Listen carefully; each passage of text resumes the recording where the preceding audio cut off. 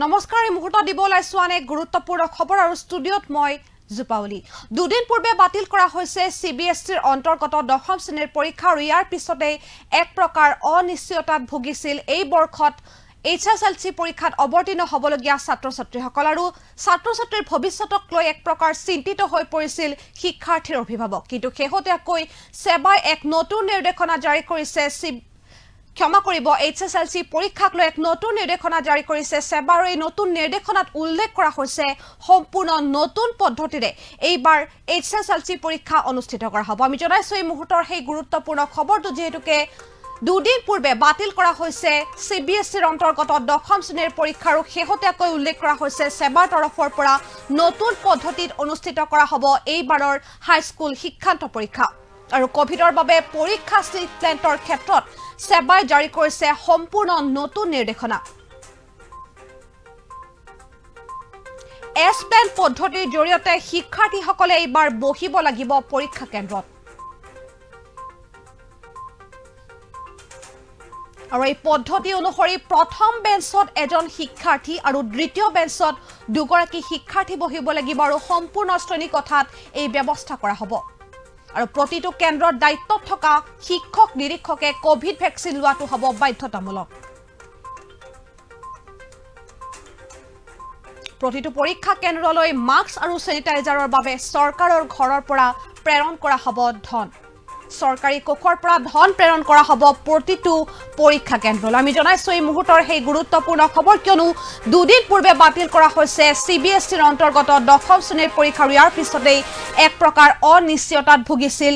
এই বৰ্ষত অৱতীৰ্ণ হ'বলগীয়া হাইস্কুল শিক্ষান্ত পৰীক্ষাত অৱতীৰ্ণ হ'বলগীয়া প্ৰতিগৰাকী শিক্ষাৰ্থী আৰু শিক্ষাৰ্থীৰ জীৱনক লৈ ভৱিষ্যতক লৈ এক প্ৰকাৰ চিন্তিত হৈ পৰিছিল প্ৰতিগৰাকী অভিভাৱক কিন্তু শেহতীয়াকৈ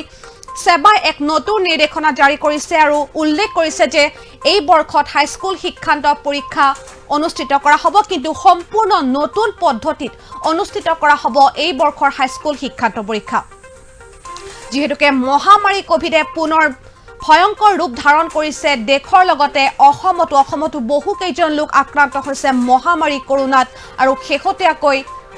হাইস্কুল শিক্ষান্ত পৰীক্ষাক লৈ নতুন নিৰ্দেশনা জাৰি কৰা হৈছে সেবাৰ তৰফৰ পৰা আৰু উল্লেখ কৰা হৈছে যে এইবাৰৰ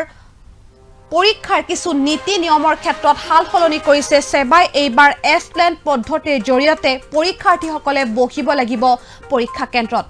আৰু এই এছ-প্লেন পদ্ধতি অনুসৰি এখন বেঞ্চত এগৰাকী ছাত্ৰ বা ছাত্ৰী আৰু তাৰ দ্বিতীয়খন বেঞ্চত দুগৰাকী ছাত্ৰ বা ছাত্ৰী আৰু তেনেদৰে সমগ্ৰ শ্ৰেণী কোঠাটোতে তেনেধৰণে বহিব লাগিব প্ৰতিগৰাকী শিক্ষাৰ্থী অৰ্থাৎ উল্লেখ কৰিব লাগিব পূৰ্বৰ পৰীক্ষাসমূহত এখন বেঞ্চত দুগৰাকীকৈ ছাত্ৰ-ছাত্ৰীক বহুৱাই পৰীক্ষা দিয়া হৈছিল কিন্তু এইবাৰ এই ক্ষেত্ৰত কিছু হাল সলনি কৰিছে সেবাই এইবাৰ এছ-প্লেন পদ্ধতিৰ জৰিয়তে পৰীক্ষা দিব লাগিব ছাত্ৰ-ছাত্ৰীসকলে আৰু এছ-প্লেন পদ্ধতি কি আমি উল্লেখ কৰিছো এই কথাটো এছ-প্লেন পদ্ধতি হৈছে এক বিশেষ পদ্ধতি আৰু এই পদ্ধতিত এখন বেঞ্চত এগৰাকী ছাত্ৰ বা ছাত্ৰী আৰু তাৰ দ্বিতীয়খন বেঞ্চত দুগৰাকী ছাত্ৰ বা দুগৰাকী ছাত্ৰীক বহোৱা হ'ব আৰু সেই একেই পদ্ধতি মানি চলা হ'ব সম্পূৰ্ণ শ্ৰেণী কোঠাটোত আৰু ইয়াৰ বিপৰীতে সম্পূৰ্ণ শ্ৰেণী কোঠাটো স্যানিটাইজেশ্যনৰ ব্যৱস্থা কৰিব চৰকাৰে যেহেতুকে মহামাৰী কৰোনাৰ সংহাৰ এতিয়া ৰাজ্যৰ প্ৰান্তে প্ৰান্তে গতিকে স্যানিটাইজেশ্যনৰ ওপৰত সম্পূৰ্ণ গুৰুত্ব প্ৰদান কৰিব চৰকাৰে স্যানিটাইজ কৰা হ'ব প্ৰতিটো শ্ৰেণী কোঠা আৰু উল্লেখনীয় বিষয় হৈছে যিগৰাকী শিক্ষক আৰু নিৰীক্ষকে পৰীক্ষা কেন্দ্ৰত থাকিব সেই প্ৰতিগৰাকী শিক্ষক আৰু নিৰীক্ষকে কোভিড ভ্যাকচিন লোৱাটো হ'ব বাধ্যতামূলক সামাজিক দূৰত্ব বৰ্তাই ৰখাৰ ওপৰত সম্পূৰ্ণ চকু ৰাখা হ'ব তীক্ষ্ণ দৃষ্টি ৰখা হ'ব সামাজিক দূৰত্ব বৰ্তাই ৰখাৰ ক্ষেত্ৰত কিন্তু ইয়াতকৈ এক গুৰুত্বপূৰ্ণ সিদ্ধান্ত গ্ৰহণ কৰা হৈছে যে যিসকল শিক্ষকে পৰীক্ষা কেন্দ্ৰত প্ৰৱেশ কৰিব সেই প্ৰতিগৰাকী শিক্ষকে প্ৰতিগৰাকী নিৰীক্ষকে পৰীক্ষাৰ দায়িত্বত থকা প্ৰতিগৰাকী শিক্ষক আৰু প্ৰতিগৰাকী নিৰীক্ষকে কিন্তু কোভিড ভ্যাকচিন লোৱাটো বাধ্যতামূলক কৰিছে সেবাই আৰু উল্লেখ কৰিছো এই গুৰুত্বপূৰ্ণ খবৰটো যেহেতুকে 11 মেত অনুষ্ঠিত কৰা হ'ব হাইস্কুল শিক্ষান্ত পৰীক্ষা আৰু হাই মাদ্ৰাছা পৰীক্ষা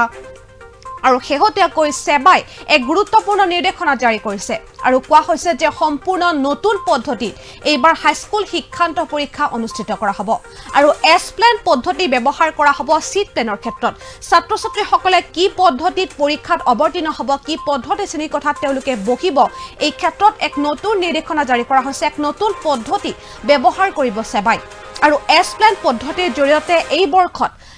HSLC পৰীক্ষাত অৱতীৰ্ণ হোৱা ছাত্ৰ ছাত্ৰীসকলে পৰীক্ষা দিব লাগিব আৰু এছ প্লেন পদ্ধতি হৈছে প্ৰথম বেঞ্চত এগৰাকী ছাত্ৰ বা এগৰাকী ছাত্ৰী আৰু দ্বিতীয়খন বেঞ্চত এগৰাকী ছাত্ৰ বা এগৰাকী ছাত্ৰী বা দুগৰাকী ছাত্ৰ বা দুগৰাকী ছাত্ৰী বহিব আৰু সেই একেই পদ্ধতিৰে সমগ্ৰ শ্ৰেণীকোঠাটোতে ছাত্ৰ ছাত্ৰীসকলক বহোৱাৰ ব্যৱস্থা কৰা হ'ব আৰু দ্বিতীয়তে প্ৰতিগৰাকী শিক্ষক আৰু প্ৰতিগৰাকী নিৰীক্ষক যিসকল শিক্ষক আৰু নিৰীক্ষকে পৰীক্ষাৰ দায়িত্বত থাকিব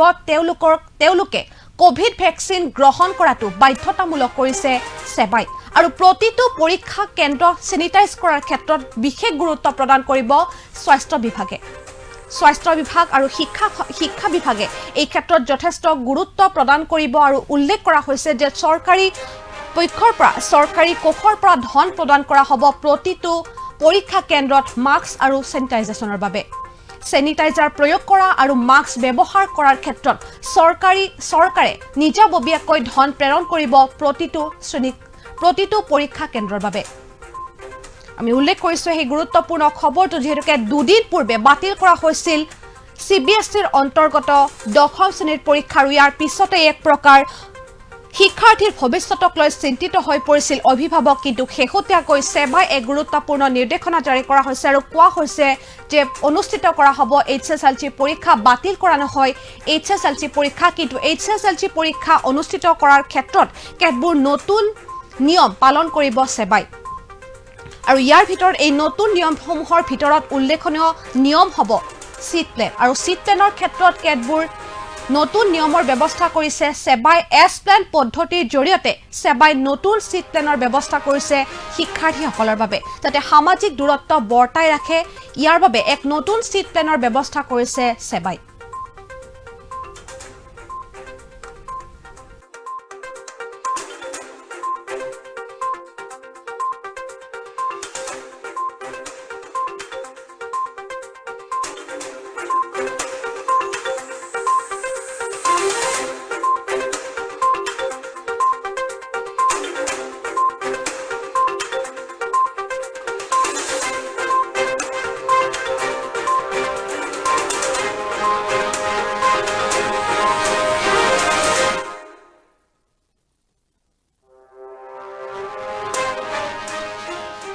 you